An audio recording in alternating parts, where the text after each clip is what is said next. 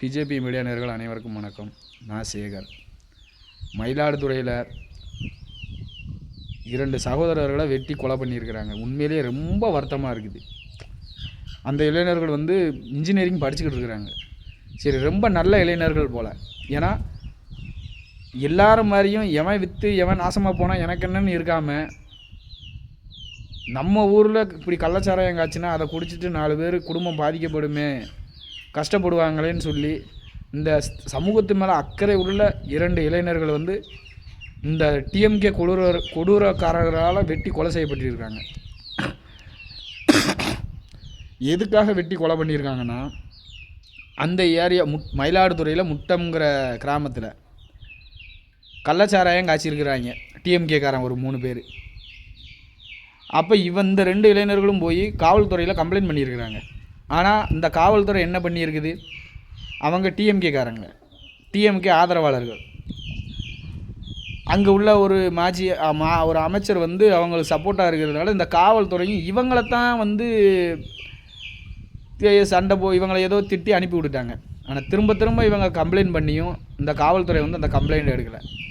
சரி, நம்மளே நேரடியாக போய் அதை கேட்டுற வேண்டியதான்னு சொல்லி இவங்க போய் அந்த கள்ளச்சாராயம் காய்ச்சறத ஏன் ஊருக்குள்ளே இதை பண்ணக்கூடாது, இது பண்ணனா தப்பு, இதனால் படிக்கிற இளைஞர்கள் ரொம்ப பாதிக்கப்படுவாங்க, அவங்க குடும்பம்லாம் பாதிக்கப்படும் அப்படின்னு சொல்லி இது உண்மையிலே அந்த 2 இளைஞர்களையும் நம்ம பாராட்டியே ஆகணும். அப்படி ஒரு நல்ல இளைஞர்களை, சரி இவன் இருந்தால் நம்ம கள்ளச்சாராயம் காய்ச்ச முடியாது, ஒன்றும் பண்ண முடியாதுன்னு சொல்லிட்டு அப்பாவி அந்த 2 உயிர்களையும் வெட்டி கொண்டிருக்காங்க. மனசாட்சியே இல்லையாடா உங்களுக்கெல்லாம்?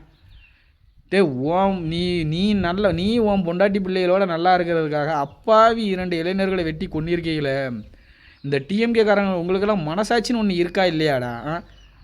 உண்மையிலே உங்களுக்கெல்லாம் நல்ல சாவு வராதடா, கண்டிப்பாக நல்ல சாவு வராது. அதுலேயும் இந்த சட்டம் ஒழுங்காக கையில் வச்சுருக்கிறார ஐயா மு.க. ஸ்டாலின் அவர்களே, நீங்களாம் உங்களுக்கு உண்மையிலேயே சொல்கிறேன், வயிறு எரிஞ்சு சொல்கிறேன், நீங்கள் உங்களுக்கு நல்ல சாவே வராது. எனக்கும் 35 வயசு ஆயிடுச்சு. உங்கள் ஆட்சியில் மாதிரி இப்படி இந்த கள்ளச்சாராய சாவு எந்த ஆட்சிலையும் நான் பார்த்தது இல்லை, கேள்வி. எங்கனையோ இங்கே ஒன்று அங்கே ஒன்று 2 நடந்திருக்கும். ஆனால் இந்த மாதிரி கொத்து கொத்தா சாவுறத உங்கள் ஆட்சியில் தான் பார்க்கேன். அப்போது உங்கள் நீங்கள் ஆட்சி நடத்துகிற லட்சணம் என்னன்னு இதுலேருந்து தெரியுது இல்லையா? மரக்காணத்தில் 22 பேர் செத்தாங்க. அப்போவுமே நான் இரும்புக்காரம் கொண்டு அடக்குவேன்னு உங்கள் இரும்புக்காரத்தை கொண்டு இந்த பஞ்சு முட்டாய் விற்கிறவனை தான் நீங்கள் அடைக்கிறீங்க. கள்ளச்சாராயம் காய்ச்சிறவனையும் இந்த கஞ்சா விற்பனை பண்ணுறவனையும் உங்களால் ஏன்னா நீங்கள் தானே விற்கீங்க.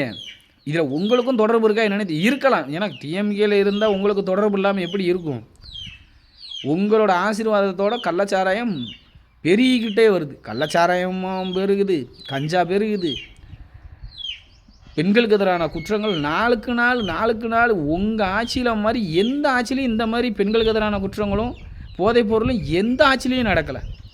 இதில் நீங்கள் எல்லா இந்தியாவில் உள்ள எல்லா மாநிலத்துக்கும் தமிழ்நாடு தான் எடுத்துக்காட்டுன்னு வெக்கமே இல்லாமல் சொல்லியிருந்தீங்க. ஆனால் உண்மையிலே ஒரு எடுத்துக்காட்டு என்னென்னா, எப்படி ஆட்சி நடத்தக்கூடாதுங்கிறதுக்கு ஒரு நல்ல உதாரணம் நீங்கள் தான்.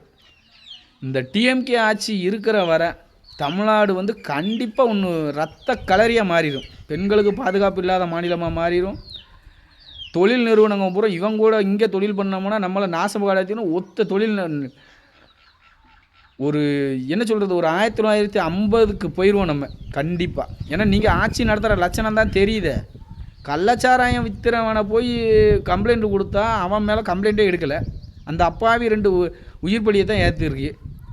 இதுக்கு மேலே நீங்கள் ஒன்று என்ன தான் பண்ணணும்னு நினச்சிக்கிட்டு இருக்கீங்க தமிழ்நாட்டு மக்களை? என் உயிரினும் மேலான என் தமிழ் சொந்தங்களே, நீங்கள் இன்னும் எதுக்கு அமைதியாக இருக்கீங்க என்னென்னு எனக்கே தெரில. உண்மையாகவே நாளைக்கு உங்கள் வீட்டிலையும் உங்கள் வீட்டு பெண்ணை உங்கள் வீட்டுக்குள்ளேயே இந்த டிஎம்கேக்காரன் என்ன வேணால் பண்ணிட்டு போவான். உங்கள் இளைஞர்களை, உங்கள் வீட்டு ஆண் பிள்ளைகளையும் போதைப் பொருளுக்கு அடிமையாக்கி குடும்பத்தவே சிதைச்சி சின்ன பண்ணாமல் ஆக்கிடுவாங்க கண்டிப்பாக. ஏன்னா இதுக்கு போதைப் பொருள் கடத்துறது செய்கிறது எல்லாமே டிஎம்கேக்காரன். இப்படி இளைஞர்களை பூரா இவனுங்க கெடுக்கானுங்க. இந்த கனிமொழி அக்கா, இந்த மதிவதனி, இவங்கெல்லாம் பெண்களை சீரழிக்காங்க. ஏன்னா நீங்கள் கல்யாணம் பண்ணிக்காதீங்க, வாங்க சந்தோஷமாக கூத்தடிப்போம் செய்வோம் அப்படின்னு சொல்லி பெண் பிள்ளைகளையும் கெடுத்துக்கிட்டு இருக்கிறாங்க. அவங்களையும் போதைப் பொருளுக்கு அடிமையாக்கிக்கிட்டு இருக்கிறாங்க. இதை எங்கள் தலைவர் அண்ணாமலை மட்டும்தான் திரும்ப தட்டிக்கிட்டுக்கிட்டே இருக்கிறாரு. இங்கே தவறு நடக்க அங்கே ஓடி மக்களுக்காக உழைச்சிக்கிட்டே இருக்கிறாரு. உங்களுக்கு எப்போ இந்த 2 வாரத்தில் மட்டும் பெண்களுக்கு எதிரான குற்றங்கள் வந்து 25 நடந்திருக்குது. கிருஷ்ணகிரி பள்ளி மாணவியாகட்டும், அப்புறம் சங்கரன் கோயிலில் கூட ஒரு டிஎம்கேக்காரன் ஒரு பெண் பிள்ளைகளுக்கு மேலே பாலியல் வன்புறவு பண்ணியிருக்கிறான். இவங்க இளைஞர்களை வந்து போதைப் பொருளுக்கு அடிமையாக்கிக்கிட்டே இருக்கிறாங்க. இவங்க பெண் பிள்ளைகளை தவறான பாதைக்கு வழிநடத்தி சென்றுக்கிட்டு இருக்கிறாங்க. உண்மையிலேயே தமிழகத்தில் வாழவே பயமாக இருக்குது. இங்கே நம்ம வீட்டு பிள்ளைகளையும் இப்படி கெடுத்துருவாங்களோ வச்சுருவாங்களோன்னு ரொம்ப பயமாக இருக்குது. தமிழர்களே நீங்கள் வந்து திரும்ப திரும்ப டிஎம்கேவும் ஏடிஎம்கேவும் ஆதரிச்சிங்கன்னா கண்டிப்பாக சொல்கிறேன், நீங்கள் வருங்காலத்தில் உங்கள் சந்ததிகளை நீங்கள் பார்க்க முடியாது. ஏன்னா உங்கள் பிள்ளைகளை தான் ஆண் பிள்ளைகளை பூரா போதைக்கு அடிமையாக்கி விட்ருவாங்க. பெண் பிள்ளைகளை பூரா ஒழுக்கங்கட்டு இவங்க சொல்லிக் கொடுத்து ஒழுக்கங்கட்டு வளர்த்துருவாங்க. ஏன்னா இவன் ஈவேரா ராமசாமியை பின்பற்றுவேன், இவன் தான் எல்லாத்தையும் பிடுங்கினான், அதை பிடுங்கினான்னு சொல்லி அவன் என்ன பிடுங்கியிருக்கான்னு சொல்லுங்கள்? ஒன்றுமே பிடுங்கலை. தமிழக கலாச்சாரத்தை சீரழிச்சது தான். நம்ம தமிழர்களோட பண்பு என்ன? நம்ம தமிழர்களோட பண்பவே கெடுத்து இந்த பேலுக இப்போ இங்கே எந்த லெவலுக்கு வந்திருக்கு பார்த்தீங்களா? தமிழர்களை நீங்கள் நல்லா யோசித்து பாருங்கள்.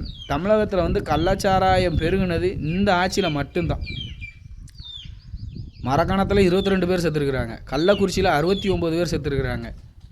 இன்னும் இப்போ கள்ளச்சாராயம் காய்ச்சி இது மாதிரி நம்ம ஊர்லேயும் உயிர் பலி ஏற்பட்டுறக்கூடாதுன்னு 2 இளைஞர்கள் வந்து அதை தடுக்க எவ்வளவோ தான் உயிரே கொடுத்துருக்குறாங்க. அதை தடுக்கிறதுக்காக என் உயிரை கொடுத்தாவது என் ஊர் மக்களை காப்பாற்றுவோம்னு சொன்ன அந்த 2 சகோதரர்களுக்கும் வந்து என்னோடய வீர வணக்கம். பாரதிய ஜனதா கட்சியின் சார்பாக வீர வணக்கம், கண்டிப்பாக வீர வணக்கம். அந்த சகோதரர்கள் வந்து அந்த 2 சகோதரர்களோட ஆத்மா வந்து கண்டிப்பாக இந்த டிஎம்கே ஆட்சியை சும்மா விடாது. மு.க. ஸ்டாலினை சும்மாவே விடாது, கண்டிப்பாக சும்மா விடாது. அவங்க அப்பா அம்மா அவங்க எவ்வளோ கஷ்டப்பட்டு அந்த 2 பேர்த்தையும் வளர்த்துருப்பாங்க, படிக்க வச்சுக்கிட்டு இருக்காங்க. தயவு செஞ்சு தமிழர்களே கொஞ்சம் சிந்தித்து செயல்படுங்க. பாரத் மாதா கி ஜெய்.